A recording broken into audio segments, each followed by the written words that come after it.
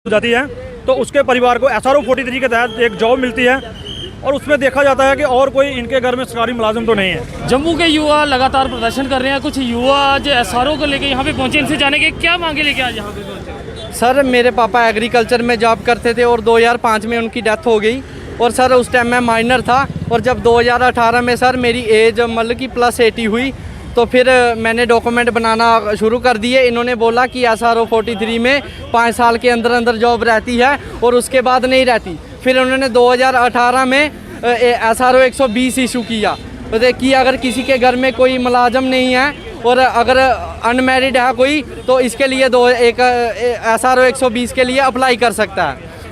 तो हमने वो चीज़ भी सब बनाया और 2018 में और 19 में इन्होंने जो केस थे, जो नए केस आ रहे थे, उनका मसला हल किया। और सर हम जो पेंडिंग केस वाले थे, जैसे एज रिलैक्सेशन वाले, जैसे हम माइनर थे तो सर उनको लटका के रख दिया। सर हमारे केस GID में सर पेंडिंग पड़े हैं और हम हर बार उनसे यही पूछते हैं कि सर कहाँ होगा, और सर हमको हर बार ये आश्वासन दे देते हैं कि हाँ भाई 5-10 दिन में पता करो, 5-10 दिन में करो। सर हम कहाँ जाएँ? सर इधर जितने भी लड़के हैं मेरे साथ, सर ये देखो कितने लड़के हैं और सर किसी के पापा की पेंशन लगी है, किसी के पापा की डेथ हुई है, किसी की माँ की पेंशन लगी है और किसी की माँ भी नहीं रही। तो सर एक पहाड़ी में सर एक टीन का घर बनाया है। सर 1-2 लड़के मेरे को फ़ोन कर रहे थे और रो रहे थे। सर बताइए ना अब हम क्या करें कि किसका मुंह देखें? चीफ सेक्रेटरी साहब को कितनी बार बताया कि सर ऐसे बात है, ऐसे बात है। सर वो बोलते हैं एक ही चीज़ है कि आश्वासन मिलता है हमको कि जाओ भाई 5-10 दिन में पता करना।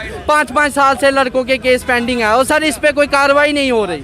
सर इसलिए हमारा मसला ऐसे ही लड़का है। सर अमित शाह जी आए थे, उन्होंने पुलिस वाले वो जो जिन्होंने सिपाही थे जो बेचारे शहीद हुए हैं उनका मसला हल कर दिया। सर चलो अच्छी बात है, ले सर हमारा भी देखना चाहिए ना। सर 5-5 साल से, सर आज नहीं 2005 की मेरे पापा की डेथ हुई है और सर उस तक का लिया आज तक का सफ़र सर हमने कैसे तय किया है ये हमको ही पता है। आज युवा जो है SRO 43 को लेके काफ़ी ज़्यादा संघर्ष कर रहे हैं। क्या कुछ पूरा मामला इनसे जानेंगे, क्या कुछ मांगे लेके आज यहाँ पे आए हैं? सर दीपक शर्मा मेरा नाम है। Soil and water conservation department से मेरे पिताजी जॉब करते थे SRO 43 में।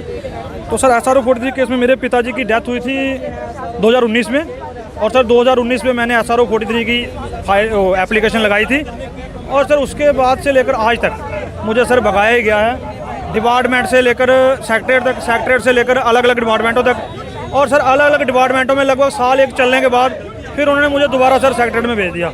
उन्होंने बोला कि आपका केस जो है वो GAD करेगी।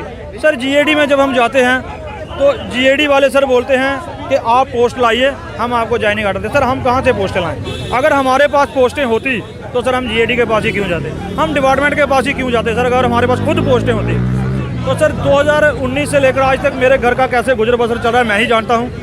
सर किसी का दुख दर्द शायद कोई नहीं समझता, क्योंकि आज के इस टाइम में कोई किसी के लिए नहीं बोलता, कोई किसी के लिए आवाज़ नहीं उठाता, खुद आवाज़ उठानी पड़ती है।